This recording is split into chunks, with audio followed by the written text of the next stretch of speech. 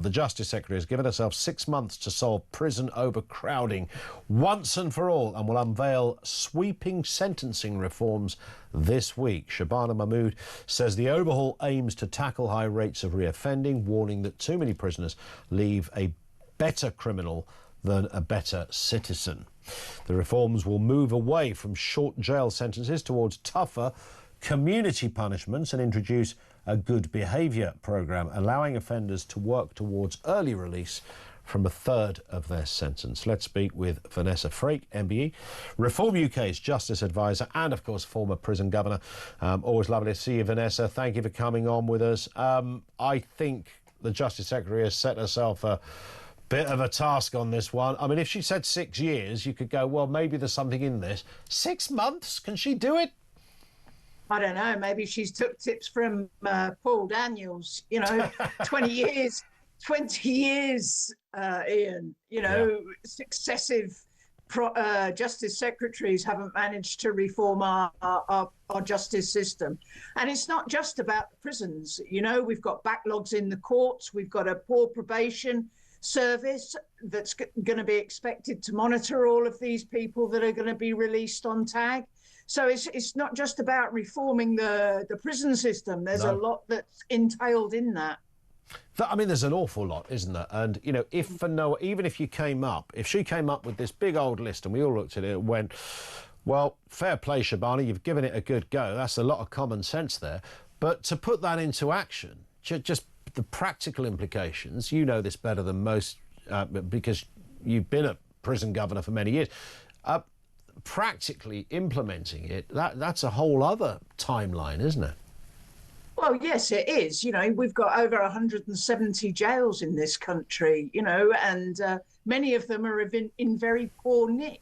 Yeah. Excuse the pun. But, I was prison governor. I went through about 16 justice secretaries and they all said the same thing. I've heard it time and time again. And quite frankly, I'm quite bored with it. I'm sure you are. When you were doing that job, Vanessa, I mean, now you're advising Reform UK on that issue of justice.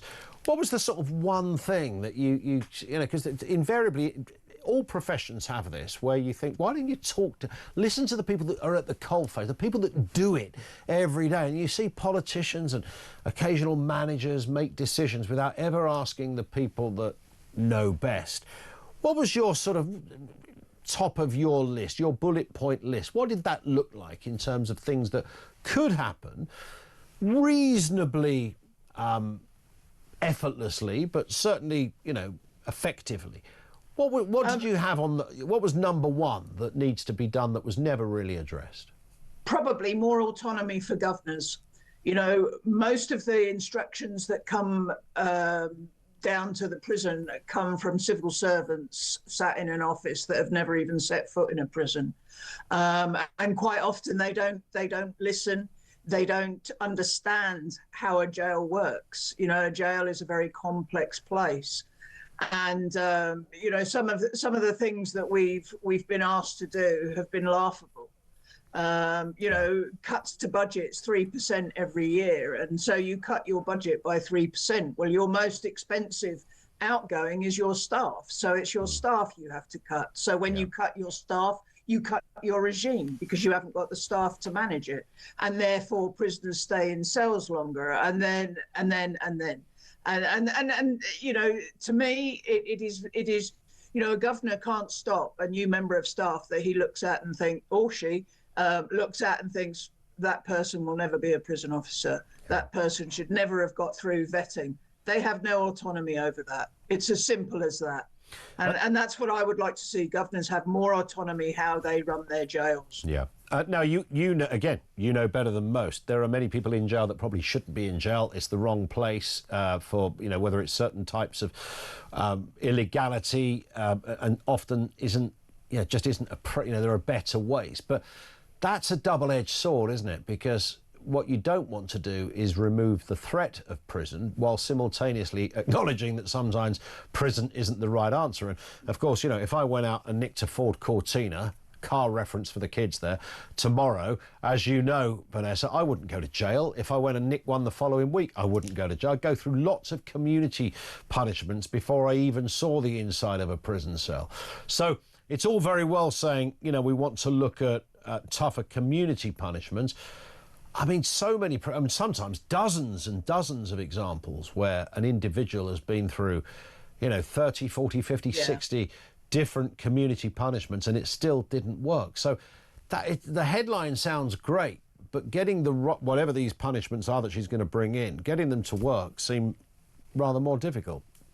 Well, I mean, look, you know, you only have to see how many prisoners have been recalled up to March 2025. You know, it's something like 10,500, and they've been recalled for silly things. Yeah. And this is what I say, you know, it's not just about the prisons, it's about the probation, it's about the courts. And you know, there are only so many times that somebody can commit a crime without being sent to prison. And I think that, you know, if they tag everybody who is doing community services with GPS tags, and as it's sort of been muted in the papers, you know, banned from football matches, banned from pubs, banned from drugs. Well, you know, that's easier to do with a GPS tag than an electronic tag, because a GPS monitors basically where you go every minute of the day, unlike an electronic tag. Sure. But you know, it needs people to monitor that. It needs people to monitor whether, you know, somebody has taken drugs or drank alcohol or things like that. And that's the issue to me, is what's going to happen in the community with all these people who are no longer going to jail. Yeah, I sense that is the problem. Vanessa, great to have you on as ever. Thank you. Vanessa Frake is former prison governor of many years' experience. She's now Reform UK's Justice Advisor.